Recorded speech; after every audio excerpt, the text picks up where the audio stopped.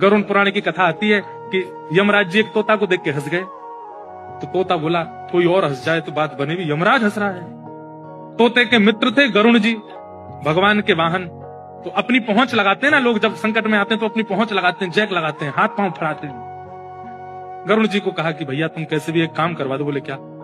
ये यमराज जी मुझे देख के हंस गए हैं, मुझे लग रहा है अब मेरे जीवन के दिन 4 बचे हैं।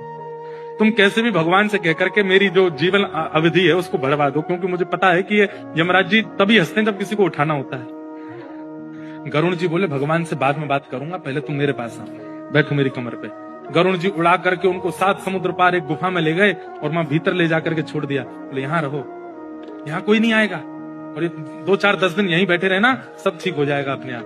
और मैं जाके भगवान, मैं यमराज जी से बात करता हूँ, भगवान को छोटे काम के लिए क्यों बोलना, मेरी पहुंच तो सब जगह है। मैं भी रसातल में जाके यमराज जी से कहता हूँ तुझको नहीं लेके जाएंगे, ठीक है? तोता बड़ा खुश हुआ, बहुत बढ़िया है, मैं यहीं रह लूंगा 4-5 दिन। यमराज जी के पास गए सीधे गरुड़ जी। गरुड़ जी तो भगवान के वाहन है, सब खड़े होते हैं, उनको देख के यमराज जी बोले आइए आइए। कैसे आए? बोले हम बस एक बात कहने आए हैं, फिर हमको जाना है वैकुंठ। हमारा एक मित्र है तोता, वहां का, उसका ये नाम है। बोले अच्छा, तुम उसको देख के हंस गए थे परसों, क्यों हंसे थे? कोई योजना बन रही हो तो मत बनाना।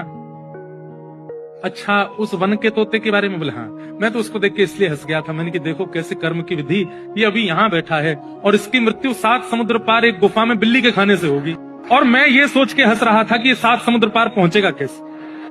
तभी यमराज जी बोले देखो देखो आ गया। पीछे देखा तो उस तोते की आत्मा आ रही थी, मर गया। गरुड़ जी बोले मैं ही छोड़ के आया था इसे।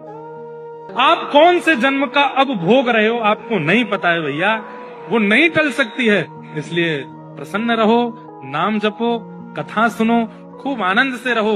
इस बात का दोष मत दिया करो कि हम इतना अच्छा करते हैं, हमारे साथ बुरा क्यों होता है।